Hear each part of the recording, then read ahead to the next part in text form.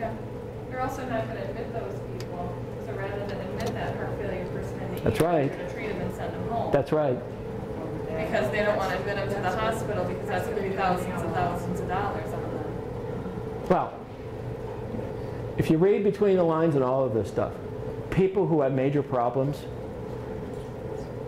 the system is going to treat them a whole lot differently 5 years from now than the way they do now. If you're going to have a complication in my hospital, if you're going to run my costs up, right? And if I'm not going to get paid for your stuff, I don't want you. Mm-hmm. And I know how to keep you out if I'm a hospital administrator. How would that apply to neonatal? Oh. I may shut my neonatal ICU, flat out. And I certainly want to know.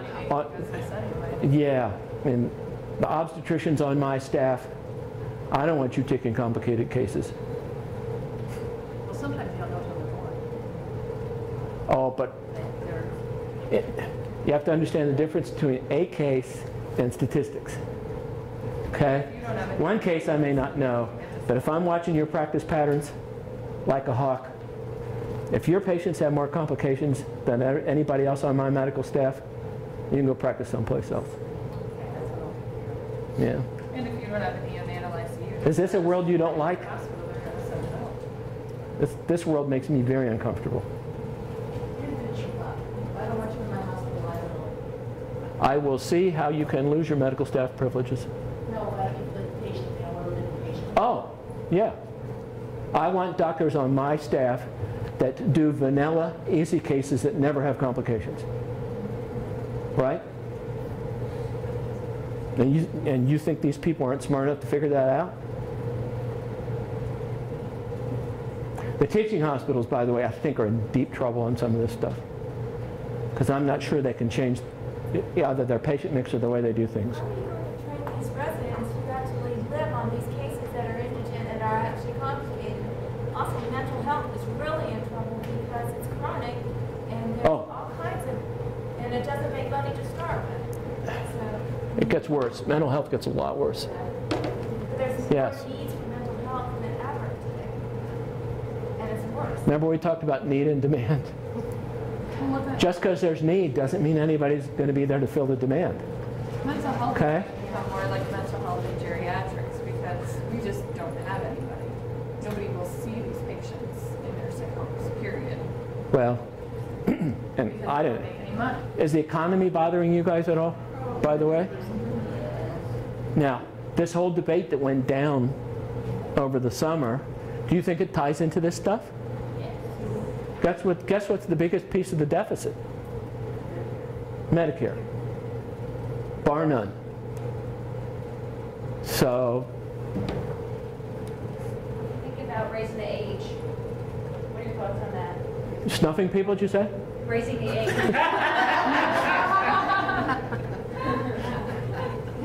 Medicare eligibility at age? Absolutely. 2 years. Slam dunk. Actually, I'm even stronger than I was in the spring.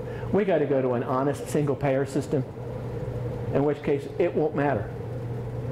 Let's cover everybody. Let's get rid of all this administrative junk. We can pay to cover everybody by getting rid of the overhead, administrative overhead and profits of the insurance companies. We could do it in our sleep. Where are they going to go? Huh? What about the companies? Like, Sayonara. Okay. if they're in bed with the Who's Railway Express Agency? REA. Ever hear of it? It was the largest company in America for 50 years. It was the people who did the freight shipping on the trains. They're gone. I mean, Western Union. It was, at the time, a Fortune 500 equivalent. Now they process money orders. They were the telegraph company. Okay? We can't afford health insurance administration the way we've evolved it. Man, the idea of spending $30 to process a bill for a physician office visit is nuts. Okay? And that's what they spend. So yeah, They say they spend. and true. I mean, should we raise the Social Security age? Absolutely. 70 at least. Should we make it health-based? Should we go to a disability system? Probably. Okay? Retire when you can't work anymore. Okay? And if you want to retire while you're healthy and you can work, right? Save money to do it. Don't do it at my expense. Sure. Is that harsh? I don't think so. Of course, I'm weird. I'm never going to quit. I'm too mean to quit. What was the data collection disparities was on what population did you say? Minorities. Minorities. Yeah. The African American disease incidence stuff. Has anybody studied any of it? Like heart disease. It's much higher than whites and Asians. Huh? I mean, that's with a lot. Yeah, diabetes, right? All that stuff. Female to male. Yeah, now, you could safely do it for whites too compared to Asians with, gastro stuff and cancer rates. Japanese have almost no stomach cancer. Don't eat meat. They also have a much lower incidence of heart disease too because of all the fish that they consume. The lower breast cancer. Okay, 2013. By 2013, we will be mostly implemented. State exchanges, which I'm going to talk about here in a minute. Okay. What's the Medicare drug gap? Yeah, in fact, they've called it the donut hole, right? There's a certain layer of coverage there.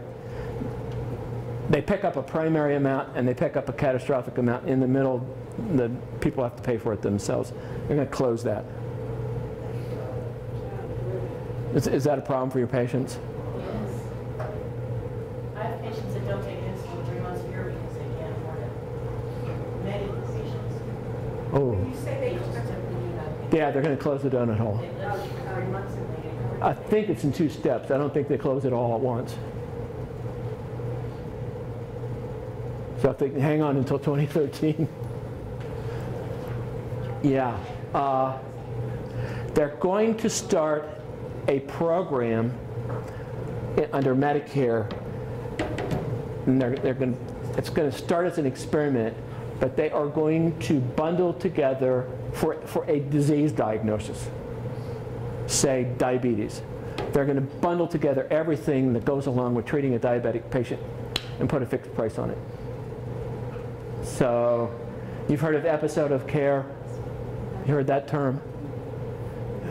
A number of insurance companies, including Highmark, have futzed around with episode of care payment, so that you go into the hospital for an appendectomy, and everything that's associated with that gets paid for in one pop. Isn't that going to be problematic with chronic disease though? Because it's going to discourage follow-up. All this is going to be, that's what I'm trying to say to you. All this is going to be problematic for somebody. You're going to run out of services. If you've already blown your budget, that's it. You don't get treated. Sayonara. Well, then guess what? We're going to decrease the elderly population just by not having treatment. But what I say, we're going to snuff people? Money business. The mortality rate's going to increase. We won't keep people. How about I tell you that I predict the mortality rates will increase over the next 30 years? I agree. Okay. But I don't think that's a number anyone really is looking at. In some ways, it's a win-win situation. You decrease the mortality, you decrease the skilled nursing home costs, you decrease Medicare. I mean, it's not pretty, but it is the reality. Take care of Alzheimer's. Get rid of Alzheimer's. Alzheimer's is increasing now. No, So- but if they die sooner, there'll be less Alzheimer's. Well, I don't know. But Alzheimer's is increasing because of vascular dementia. You know how many healthy Alzheimer's patients there are? Where they don't have, so they're still going to be sticking around. There's just going to be less healthy people to take care of them. There probably will be different care models. Almost certainly. Lisa, it's amazing how happy everybody else is.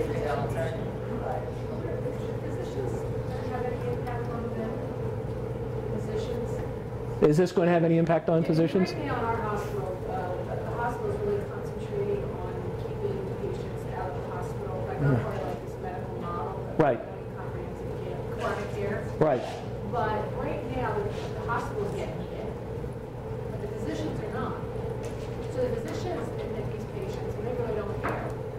True. The hospital's going to get hit, right? They're going to care. So now, is this what happened next year? Isn't it that the physicians are not going to get paid if they bring him in within 30 days? Well, it's everybody, not just the hospital, yes. And the hospital Yes. is doing it now. Yes. You guys want to take 5 minutes? Absolutely. I got a lot more here.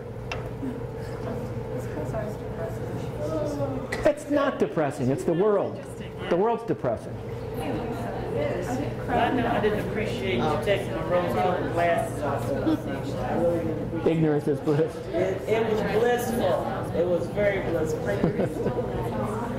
My name is Susan Swervey. This is Hi, my Susan. first executive class. I've transferred from Drexel. So sometimes if there's things that I need to check that you say you had in the spring, That's true. Call me on it, yes. If you're not following, call me, yeah. I can't reteach the spring class, but I can back stuff up. okay, that's fine. Thanks. What are you going to do? You're going to take it in the spring then? I have no clue. I don't remember where things are. Okay. I'll have to pull up my syllabus. I got a lot of credits transferred over. One sucks too. The other one, Would you take 5 minutes and go talk to Judy about this? Because you see, I teach health economics and health policy, but I teach them together. Okay. And I would be willing to do independent study with you on the stuff we did in the spring, Sure. I'll talk to her. because it ties into all this, and it would make sense for you to catch up like that. Okay. I mean, Yeah, that'll work. ask her flat out what you should do. Okay. Yeah. That way. Hey, can I get a couple signatures, please? Sure. That's the rest of the IRB Yep. stuff. how to safely administer. Let's see. I do there. Yeah. Mentors me. It's just interesting because that nursing home. Just the hospital one or ours? Nursing home. Yours. The Yeah. hospital's done. Oh, good. Yeah.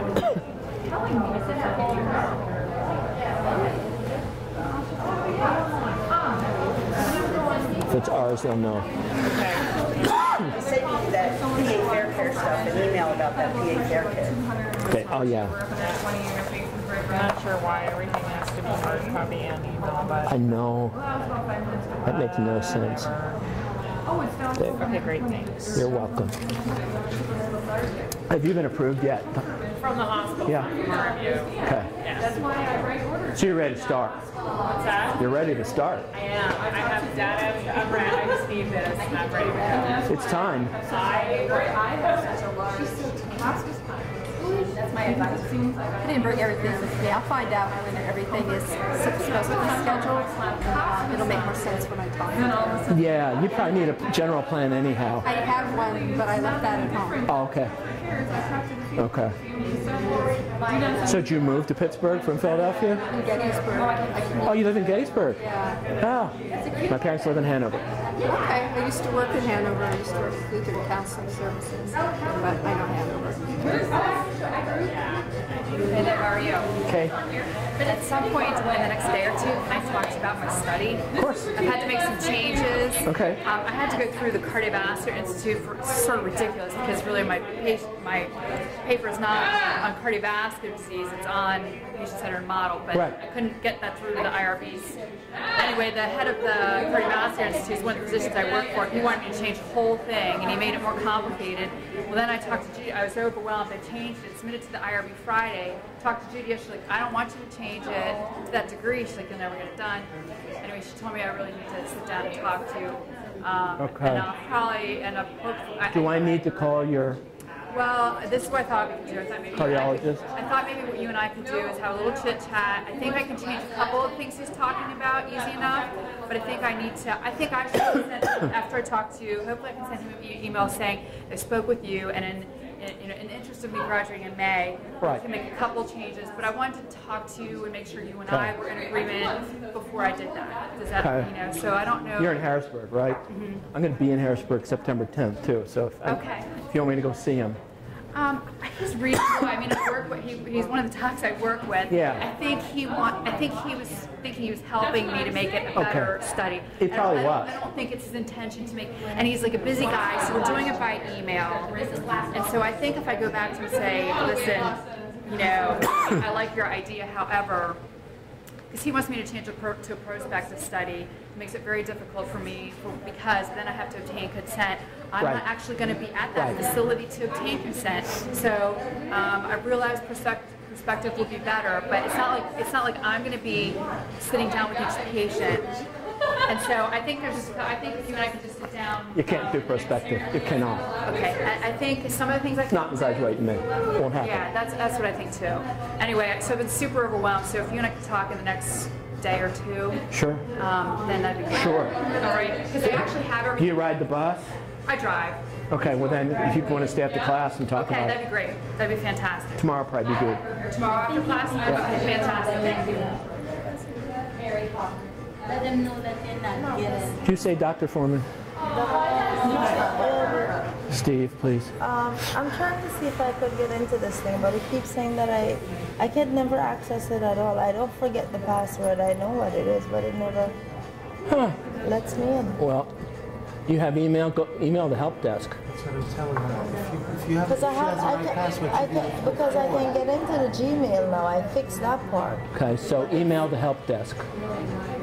See, this is what this is me. That's all. Yes. That's it. Yes. Because I did the same thing. I set that up and I was able to see my grades. As long as I did, email the help desk. You gave me an F, didn't you? Okay, then I'm ready. F plus. F plus. I gave everybody an A. Remember, I told you, it's not about the grades. PA Fair Care? Yeah.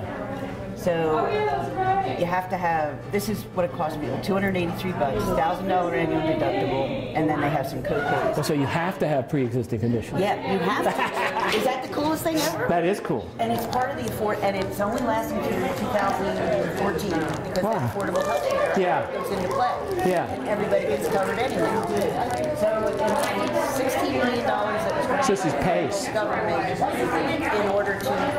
That's very cool. Irregardless of income.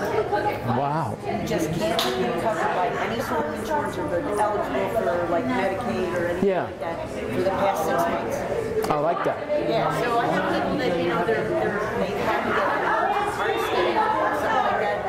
And they're like, how am I going to pay for this? It's like, right here, buddy. Right? Checking you in. I like her hair.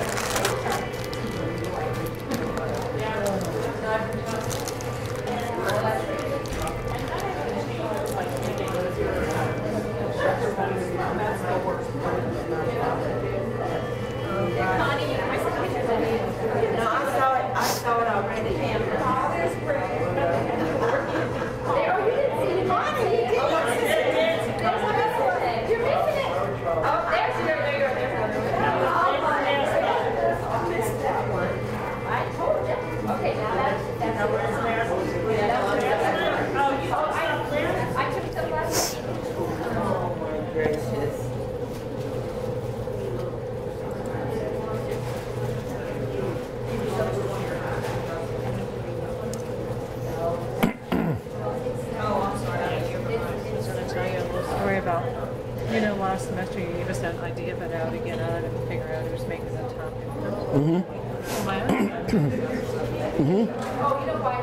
I mean, we don't make much.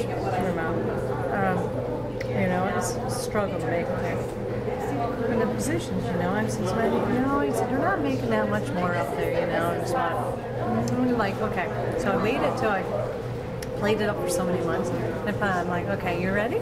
Let's do it. So I got to. And he was just floored. He's like, one physician who was complaining about how little he's making in the year. He's on that list. he's on the list. And then we could go somewhere else. He could make so much more. Well, he was just like, he's like, are you kidding me? He's making this, he's complaining. And I'm like, well, there you go. It was very interesting. Knowledge is power. But it's crazy though. I know, it's like, they just like, I really do think it's making That's what I love about. Yep.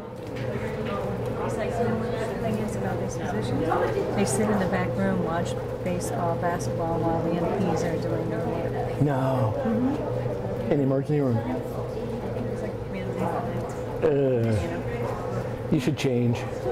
Do something different. Look, he's smiling. He said, I never smiled.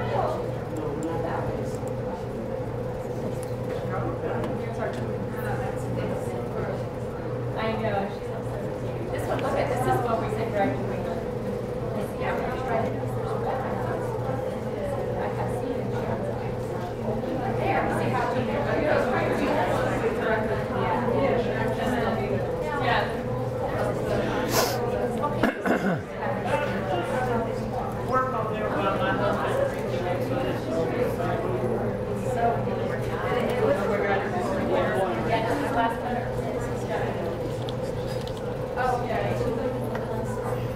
Look at my red nose.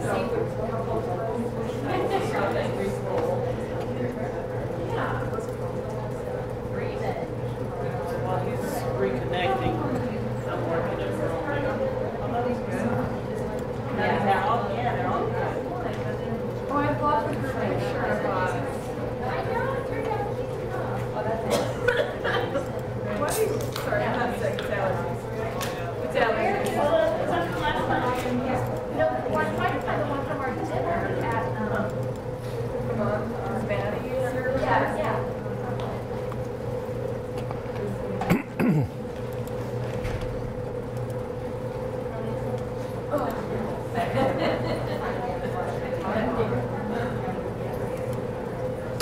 Okay.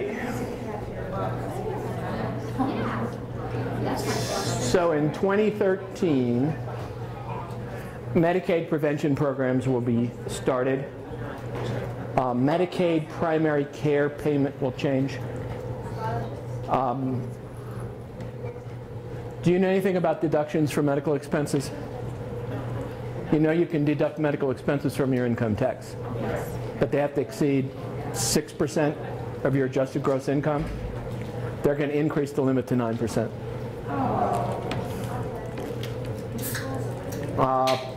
Any of you have a flexible spending account? Yes. They're going to put limits on how much you can spend from the account. And what?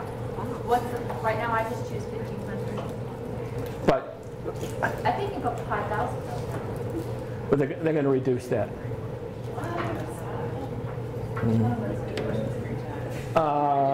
I'm not sure what retiree subsidy means. I think they're going to give subsidies to employers' health plans to keep retirees on the health plan instead of putting them onto Medicare in 2013. I'll double check that. In 2013, we're going to start to tax medical devices. So drug company tax next year, medical device tax year after that. There's another one coming. Health insurance plans will have to make financial disclosures about their financial health starting in 2013. That ties into the exchanges. Co-op health insurance plans will begin in 2013. A co-op insurance plan is a nonprofit, either governmental or nonprofit health plan that can offer insurance on the exchange. So, and the S-chip will be extended in 2013. It's already on the books to extend it.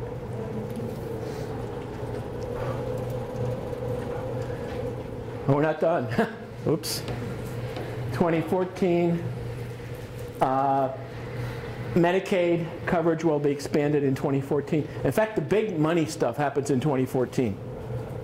And that's, I think, because everybody who enacted this legislation was kind of hopeful they'd be gone out of Congress by then.